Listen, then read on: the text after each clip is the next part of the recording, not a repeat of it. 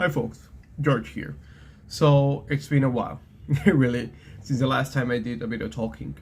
Well, I have been through a lot these years, so that's why I wasn't like too keen on doing YouTube videos as I did before. Most of you know me by my Zoom U1 Exxon or the Zoom U1 4 patches. I really thank you for the support here and on Instagram. And well, since 2018, I have been really obsessed, let's say, with John Frusciante-inspired. I really like him as a guitarist. It inspires me, and his tone also, and I think to all of us. So when I was an 18-year-old college student, I just kept on watching a lot of videos and to try to recreate that sound with what I had at the moment. That was a really low budget. So I have been through a lot of entry-level stuff, mid-level stuff. I was also able to try some high-end stuff. So after all these years, I can finally say that what I hear is what I have always wanted to hear. And that's what I wanted to share with you. So this video is not going to focus on mood effects pedals. I'm willing to do another video like that soon, I hope.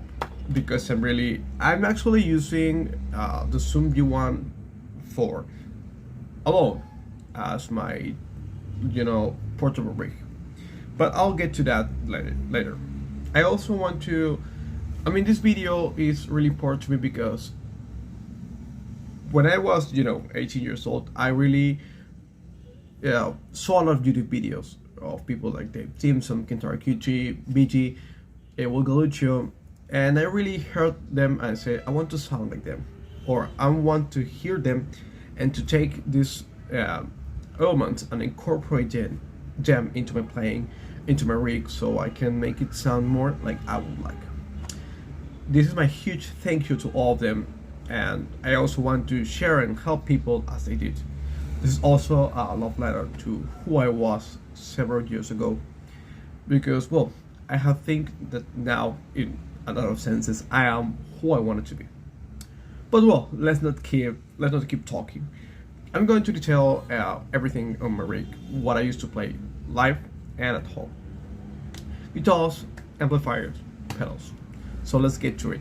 I really thank you, for listening to me talk like for 3 minutes, and let's go. So this is my pedal board. I normally use a wireless system, but now I'll just use a normal cable lead. The first pedal on the signal chain is a Boss ES2. As always, well, it has a really distinctive mid-range. It's cranked because, well, I use the deluxe range. I'll show you that later. But I have this cranked, lots of mids, lots of gain, lots of sustain. This is a fuzzrite I built myself. It's a germanium fuzzrite built with, I don't remember what transistors are these, but there are Japanese ones that I scavenged from no radio. Depth on 0, volume at full. Then it goes into the MXR microamp. Well, I use this before. I don't go straight for the fuzzrite to the super overdrive because these two pedals are true bypass. So when I stomp on them, I get a really huge pop when I go straight. But if I put these two pedals before a buffered bypass pedal, I get no pop. Then it goes into the Ibanez W10. As you can see, the depth is not maxed out. Oh my god, hope you can see it. It's like between 6 and 7. Then it goes into the deluxe range. I'll talk about this later. And then into the line 6 and 9 that has got, well, lots of modulation covered. Spin cycle for Danny California, and of course for C1 emulation. This is a reverb, analog delay, slapback, flanger, digital delay, orbit wall, phaser, digital delay, all the stuff I need to sound like John. So let's get into playing. So before shutting up and starting playing, I'll just talk a little bit about my amplifier. So this one is the amp I use most. It's a Fender bassman clone, 15 watt clone, tube amp. So I really like how this one reacts, how this interact with my pedals, also how clean and fat it can get. But, well, I normally run mono, but right now I run in stereo with this Laney hybrid amp. So it's like, I think it has a tube in the preamp, but it really behaves like a saucy amp. Nothing wrong there, this has a lot of power. But after going to straight into pedals and playing, I'll just let you hear how these two amps sound, each one by itself. So I just turned off the deluxe crunch, first of all, the Fender bassman tone.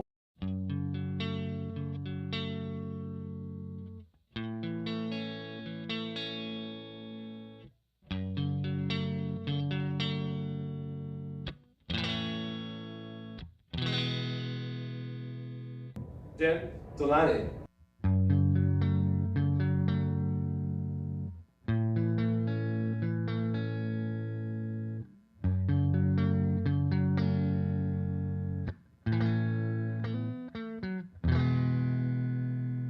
So each one of these amps has their own character. But, well, I'll just add the deluxe crunch and you hear that it gives this amplifier that Marshall character.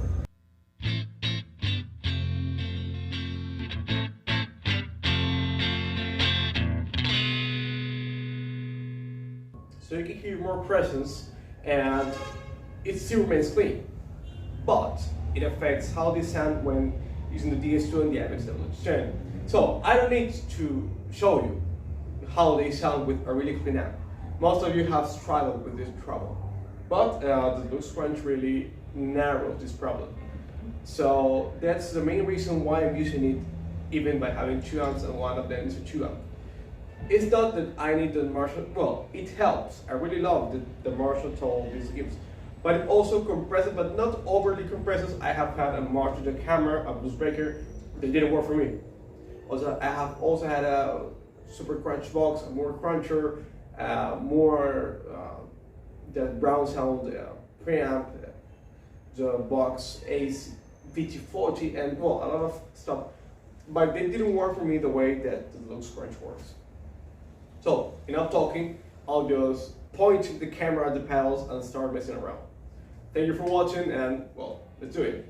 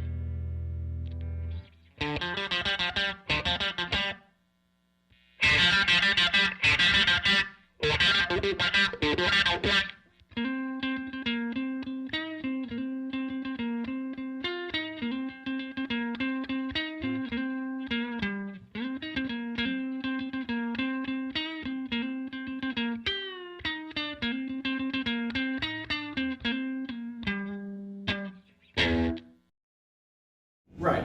Now, before going to the last part of the video, I would like to show you the differences between Strats and Teles, because, well, I mostly do gigs with my Strat, just one guitar, but sometimes I change to a Telecaster I own, just for some minor tone changes. So I'll play a couple of sounds and show you how that changes mostly.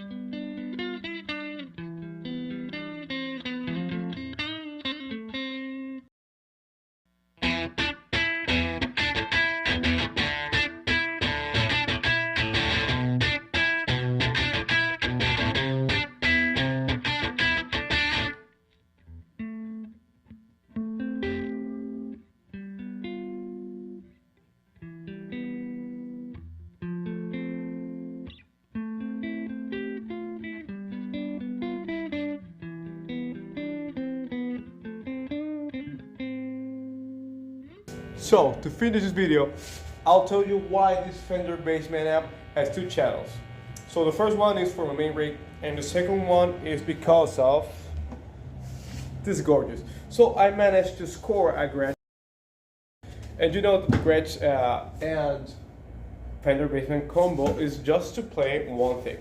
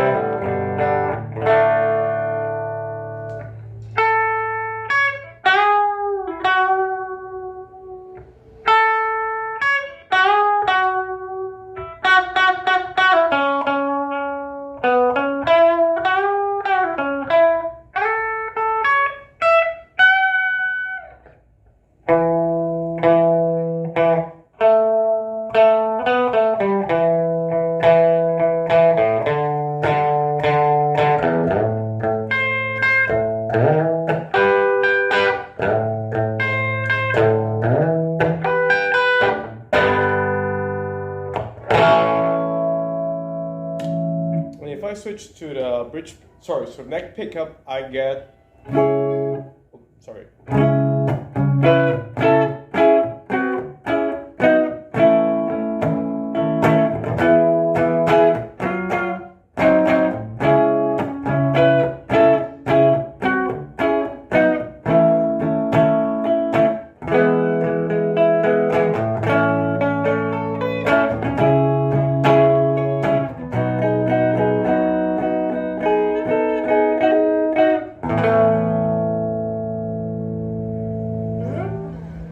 So that's it. Thank you for watching and have a nice day.